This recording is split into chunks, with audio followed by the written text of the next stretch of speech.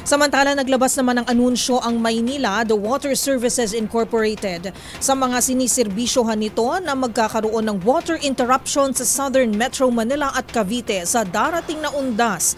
Bunsod ito ng repair at maintenance activities na isinasagawa ng water concessionaire.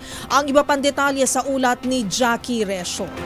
Abiso sa mga sineserbisyohan ng Maynilad, magkakaroon ng water interruption sa Southern Metro Manila at Cavite sa darating na undas.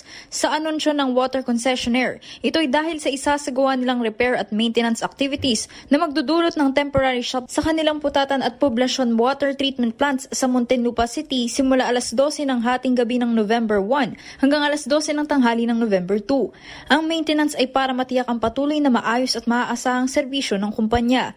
Dahil dito, samantalang mawawalan ng supply ng tubig ang ilang bahagi ng Bacoor, Imus, Parañaque, Pasay, Muntinlupa at Las Piñas City sa mga nasabing araw at oras. Kaya naman payo ng Maynilad sa mga apektadong customer na mag-imbak na ng tubig bilang paghahanda sa nakatakdang water interruption. Pero nakahanda rin ang mobile at stationary water tanks ng naturang kumpanya para makapagpadala ng tubig sa mga lugar na mangangailangan.